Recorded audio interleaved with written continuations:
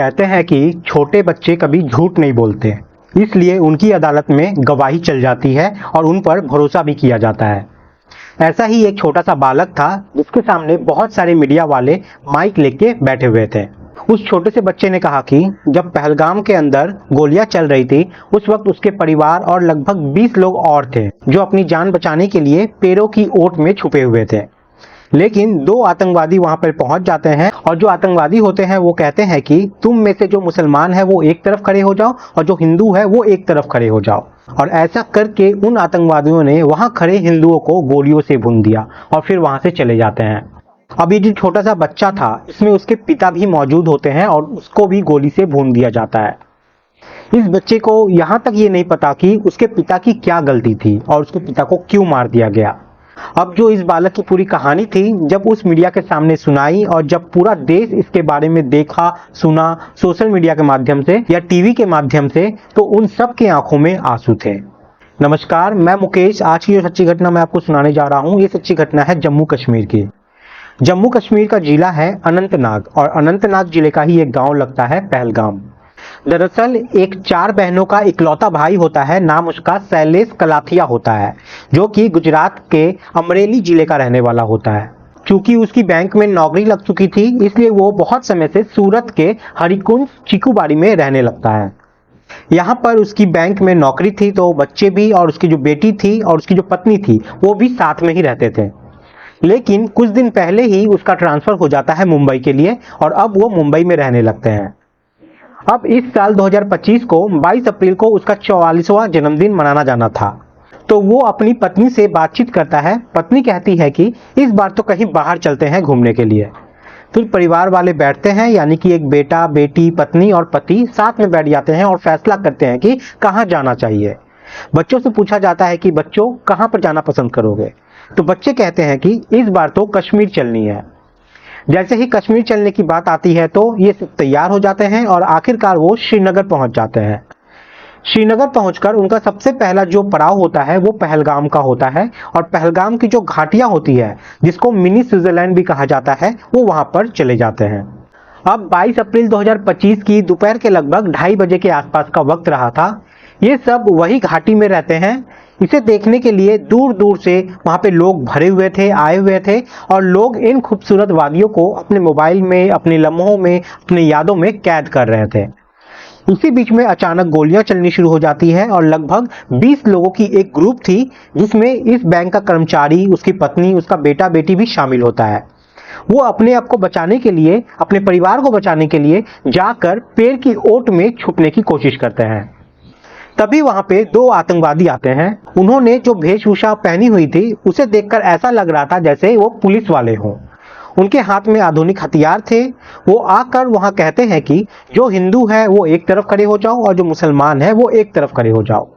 उन दोनों को अलग अलग किया जाता है और यहाँ पे हमारे हिंदू भाइयों को गोली मारकर वो वहां से चले जाते हैं। अब ये जो छोटा सा बालक होता है जिसकी उम्र लगभग 7 साल 8 साल के आसपास मुश्किल से ही रही होगी, उसके पिता शैलेश की भी यहाँ पर हत्या कर दी जाती है और ये कहानी सोशल मीडिया पर बहुत तेजी के साथ वायरल हो जाती है। मीडिया के सामने जब ये बच्चा अपनी बात कह रहा था तब लोगों के आंखों में आंसू जो थे वो रुक नहीं रहे थे। ऐसी ही एक और कहानी है पहलगाम के रहने वाले सैयद आदिल हुसैन की। सैयद आदिल हुसैन वहां पे टूरिस्ट को घोड़े पे घुमा के कुछ पैसे वैसे अपने परिवार के लिए जमाया करता था। उस दिन भी उसे एक टूरिस्ट मिलता है और वो कहता है कि साहब मैं भी आपके साथ चलता हूं ताकि मैं आप लोगों की कुछ तस्वीरें वगैरह खींच दूंगा। वो ऐसा इसलिए कहता है क्योंकि ऐसा करने से टूरिस्ट खुश होकर कुछ रुपए ऐसे दे दिया करते थे, तो कुछ रुपए और कमाने के लिए वो उनके साथ चला जाता है। जाने के बाद देखता है कि वहां गोलियां चल रही थी। उसने हिम्मत जुटाई और हिम्मत जुटाने के बाद आतंकवादियों से कहा कि खुदा के वास्ते तुम यहाँ पर ये सब क्या कर रहे हो, इन बेगुनाहों को मारकर तुम्हें क्या मिलेगा। जैसे ही आदिल ने ये बात कही लेकिन आतंकवादी के कान पर जू तक यहाँ पर नहीं रेंगती है और उसे इस बात से कोई फर्क नहीं पड़ता है, वो अपने काम में लगे हुए रहते हैं। तभी आदिल ने हिम्मत जुटाई और उसने आतंकवादियों से उनकी बंदूक छीनने की कोशिश की, लेकिन उन आतंकवादियों ने उस आदिल को भी नहीं बख्शा। उसके सीने में भी गोलियां मार दी गई। अब जब उसके मरने की सूचना उसके घर वालों तक पहुंचती है तो पता चलता है कि वो अपने परिवार का इकलौता ऐसा व्यक्ति था जो परिवार का भरण पोषण कर रहा था। इस तरीके से उसका परिवार अब इस परेशानी में है कि अब उनका भरण पोषण कैसे होगा। ऐसे ही एक और कहानी है आसाम की। आसाम विश्वविद्यालय में बंगाली डिपार्टमेंट का एक एसोसिएट प्रोफेसर होता है जिसका नाम देवाशीष भट्टाचार्य होता है। वो अपनी पत्नी मधुमिता और बेटा द्रौदीप के साथ वो वहां पर पहुंचते हैं। ये वहां घूम ही रहे थे कि अचानक गोलीबारी चलने लगती है और ये भी खुद को और परिवार को बचाने के लिए एक पेड़ की ओट में जाकर छुपने की कोशिश करते हैं।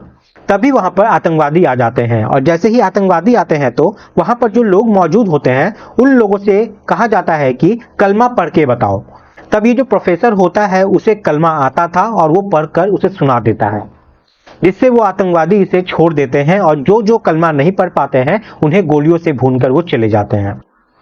जब मीडिया वालों ने इस प्रोफेसर से पूछा कि तुम्हारी जान कैसे बची, तब उसने कहा कि उन आतंकवादियों ने उन्हें कुछ आदेश नहीं दिया था, लेकिन वो अपने आप से ही वहां पर कलमा पढ़ने लगते हैं। आसपास के जो मुसलमान भाई वहां पे पढ़ रहे थे उन्हीं की तरह वो कोशिश करने लगते हैं पढ़ने की, इसलिए वो आतंकवादी इनके पास आकर आराम से निकल जाते हैं। इस तरह से उनकी पत्नी और उसके बेटे जो होती है उन सभी की जान बच जाती है। ऐसे ही एक कहानी सरताज अहमद की है। अहमद की चाची का देहांत हो गया था जो कि पहलगाम का ही रहने वाला होता है। 22 अप्रैल 2025 के दोपहर लगभग 3 बजे के आसपास का वाकया रहा होगा। गांव में सूचना पहुंच जाती है कि यहां पर टूरिस्ट पर आतंकवादियों ने हमला कर दिया है और यहां पर बहुत भगदड़ मची हुई है। कई लोग घायल हो चुके हैं और कई लोग मर चुके हैं। जैसे ही सरताज अहमद ने ये बात सुनी, ये दौड़ कर वहां पहुंच जाते हैं और पहुंचने के बाद जो लोग गंभीर रूप से घायल थे उनमें से एक घायल को अपनी पीठ पे उठाता है और उसको सीधा ये हॉस्पिटल लेके जाता है, जबकि उसके घर में एक मौत हो चुकी थी। उस मौत को छोड़कर वो वारदात की जगह पहुंचकर लोगों को पानी पिला रहे थे, उनको दवाइयां देने के लिए हॉस्पिटल लेके जा रहे थे। उसका जो वीडियो था वो सोशल मीडिया पर वायरल भी हो जाता है। अब इस घटना से पूरे देश में शोक का माहौल है।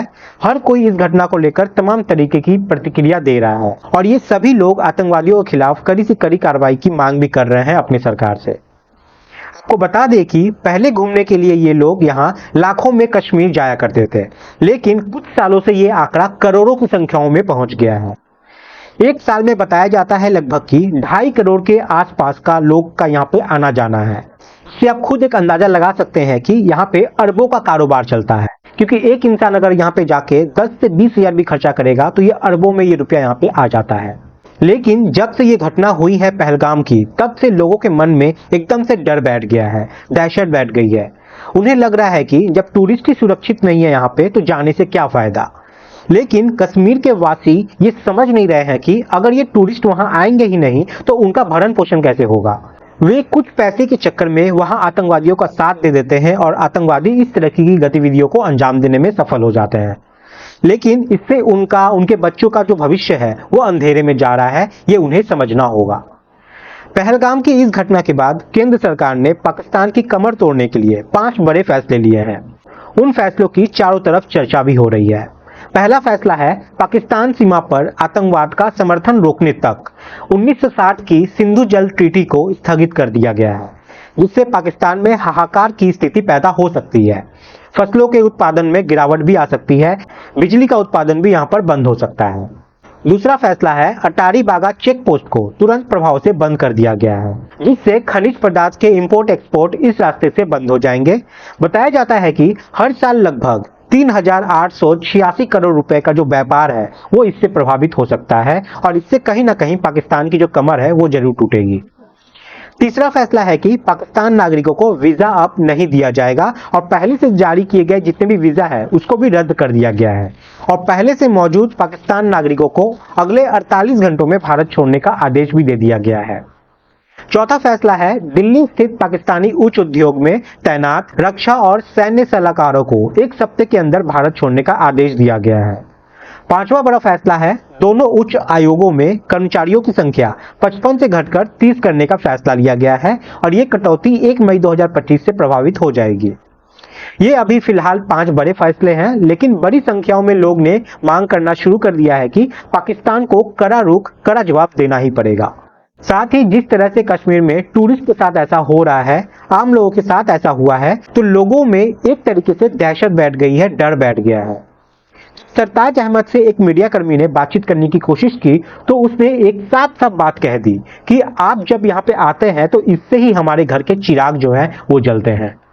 सहज ही इससे अंदाजा लगाया जा सकता है कि इस तरह की गतिविधियों से कश्मीर को अरबों रुपए का यहाँ पर नुकसान हो रहा है। हालांकि कश्मीर के बासिंदों ने इस बार पाकिस्तान मुर्दाबाद की खूब जमकर नारे लगाए हैं और इस आतंकवाद के खिलाफ विरोध प्रदर्शन भी किया है। अब आगे क्या होगा, सरकार क्या करेगी, क्या बड़े कदम उठाएगी, ये आगे चलकर ही पता चल पाएगा।